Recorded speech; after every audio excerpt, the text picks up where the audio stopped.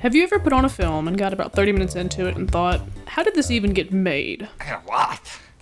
Well, today we're going to take a look at 3 films from the late 90s and early 2000s that you're going to be asking that same question. Damn, girl, you smell like something crawled up in you and died. In this, we're going to take a look and examine these films, maybe try to explain why they're so eccentric, why they didn't do so well at the box office, or why they're kind of forgotten in the realm of cinematic history, or infamy, depending on how you look at it. So, here are 3 unconventional films that will have you scratching your head upon viewing.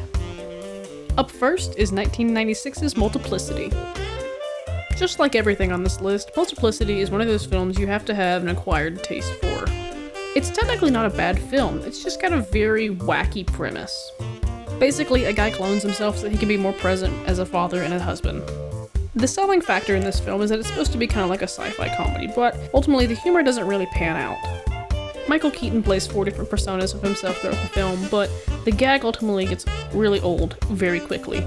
It's basically just the same humor, copy and pasted over and over again, no pun intended. A big reason for this could be placed on the casting. Michael Keaton is sorely miscast in this film. His performance and the overall tone of the film don't really match. Yes, he did play 4 individual and unique personas over the course of the film, but it's very apparent that Keaton's humor does not match director Harold Ramis's humor. And because of that, I feel that's why this film has such an odd vibe to it. Considering that director Harold Ramis has done films with similar humor, such as Bedazzled or Groundhog Day, and it's hit, it's made a mark. It worked. With this in mind, Multiplicity did not make its budget back at the box office. It only made about $21 million on a budget of $45, and critics tore it apart, calling out a weak script and an overuse of trying to be funny. Overall, it's not a bad film, but it is definitely best labeled as a product of its time. 12. Next up, 2001's Monkeybone. Monkeybone is a film that there is literally so much to take in upon viewing that you will probably feel it's a fever dream. And you are not wrong if you do so. Monkeybone is a lot to take in. It is one of the most odd, out there films I have ever seen. Basically, this film is about a cartoonist who gets into a coma and then is transported into his own fantasy world that is called Downtown. Here, he basically has to use his alter ego, named Monkeybone, to get an exit pass so that he can go back up and marry the woman of his dreams. The problem with this film is that is the most basic, simple explanation you can give. The film can get very convoluted at times, with its weird subplots, editing, and just overall pacing. The selling point to this fever dream, though, is the overall production design, which is both impressive and terrifying at the same time. Looking at it from a creative side, the work that's done on this film is magnificent. Production designer Bill Bowes did a great job creating this coma fantasy world. Other feats include like the use of stop motion and live action, prosthetics worn by some of these horrific creatures. These are all great filmmaking feats.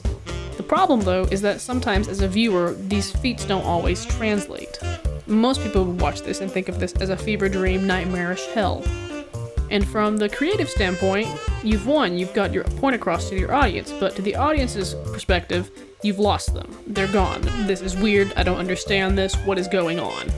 And this proved itself to be true, because at the box office, this film made nearly $7 million on a $75 million budget. That's a deep cut, even though this film basically was just Fox blowing money because they made way too much on Titanic. Is this film odd? Yes. If you've ever seen the DVD, you 100% know this film is odd. But, is it necessarily a bad film? No. It had potential. It had room to be something great. But, obviously, there was a mark missed, and this could be because of studio interference. This could have been just because it was just so out there, nobody could get it. Who knows?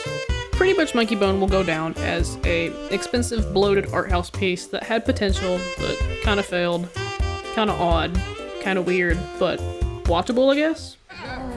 Get your fat ass out of my face. Lastly, 1998's Senseless.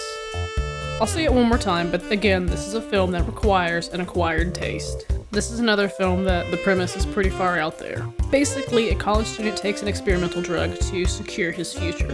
The overall misses in this film is the script and the cinematography. You can tell the script has been chopped at and meddled with at every point in this film's production. It doesn't help that the way it's shot is really annoying. There's an overuse on moving the camera in this film, as well as the use of a fisheye or a wide angle. Obviously, it's shot that way for a comedic value, but it just gets annoying and really repetitive after a while. It doesn't help that this film does not feel realistic at all. It's supposed to be like a coming-of-age buddy comedy. You're supposed to be able to relate to it, but there's nothing really grounded in reality. This proved to be detrimental to the film, as it only made $12 million on a $15 million budget.